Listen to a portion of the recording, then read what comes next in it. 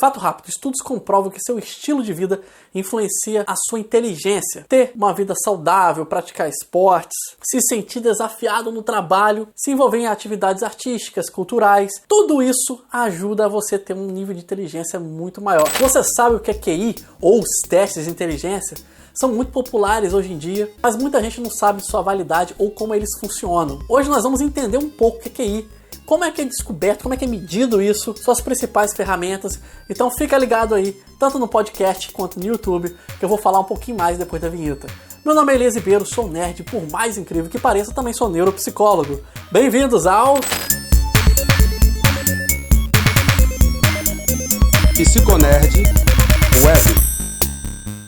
QI significa coeficiente de inteligência, ou seja, é uma métrica para medir, supostamente, a inteligência de um indivíduo. Por muito tempo foi associado à possibilidade de alguém ter sucesso, mas hoje em dia a gente sabe que não é bem assim. É válido ainda, é muito testado, mas ele também não é o único determinante para você ter sucesso. Esse termo foi cunhado inicialmente, eu vou tentar pronunciar o nome aqui, vou ter que usar uma cola, por Wilhelm Stern.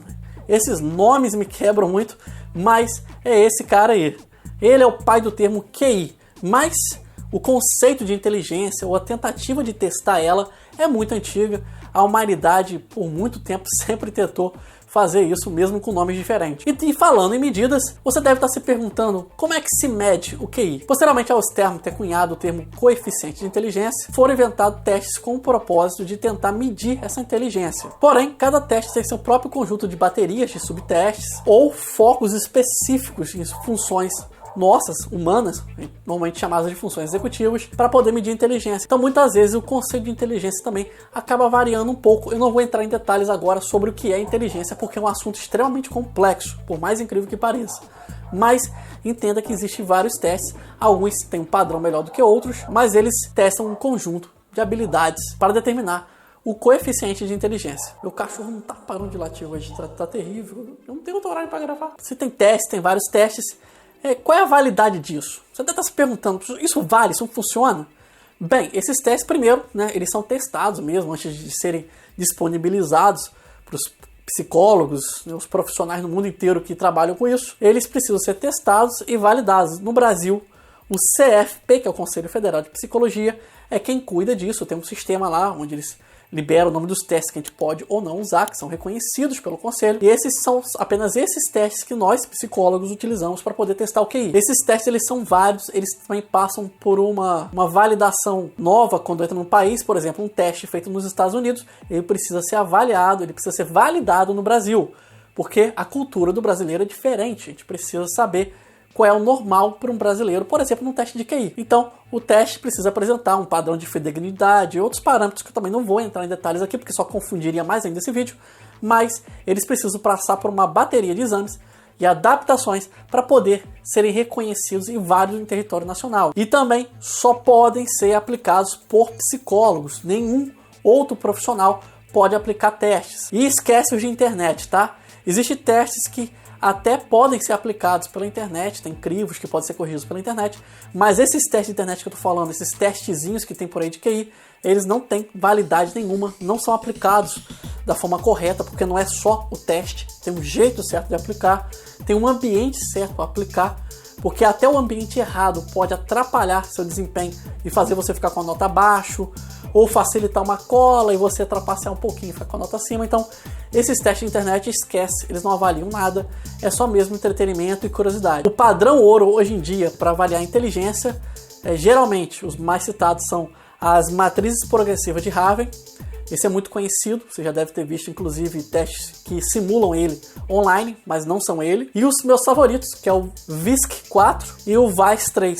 O VISC para crianças e o VICE para adultos. Cada teste também avalia um conjunto de funções executivas. Esses testes são atenção, memória, memória auditiva, certos comportamentos, que eu não vou entrar também em detalhes porque seria outra aula, que determina um score, e esse score é a inteligência. Então você precisa ficar acima de um determinado padrão para poder ser considerado acima da inteligência.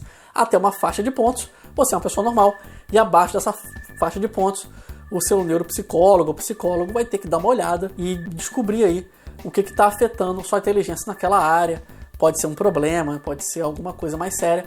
Aí esses testes também ajudam a gente a descobrir isso. Como você pode descobrir seu QI? A única forma válida, até para você ter documentado, é indo no psicólogo e pedindo a testagem. Mas nem todo psicólogo aplica teste. Existem treinos específicos, especializações que são mais focadas em testes. Então, você precisa procurar um psicólogo que aplique teste. Nem todos aplicam, ok? Tem psicólogos que trabalham apenas com uma abordagem. Tem psicólogos que não aplicam teste nenhum. Então, você precisa primeiro procurar um psicólogo que faça essa mensuração. E, por fim, o que significam os pontos do QI? Significa apenas que você tem mais facilidade para uma área e menos para outra. Porque, geralmente, o QI, os testes de QI acabam apontando áreas de deficiência também, apesar de ter o score geral. E vai te ajudar a aprimorar um pouco mais suas habilidades. Mas não é determinante para o seu sucesso na vida. O seu sucesso sempre vai depender mais de você do que de qualquer outra coisa. Então, mesmo que você faça um teste depois e fique um pouco abaixo da média, ou muito dentro da média e você queria ficar acima, não se chateie. Tem pessoas que às vezes mudam também o padrão de QI, estilo de vida pode afetar o seu QI. Então, utilize esses testes apenas para você ter um parâmetro para poder ajustar pontos relevantes na sua vida. Mas teste de QI não é destino, beleza? E também teste de QI não testa muita coisa. Às vezes você tem uma habilidade que naquele teste não se destaca. Então, também não fique chateado com isso, beleza? Vou ficando por aqui. Se você gostou desse vídeo e tiver ideias para outros vídeos ou áudios, caso esteja ouvindo isso pelo podcast, deixa nos comentários ou manda uma mensagem áudio, caso esteja me ouvindo pelo Anchor.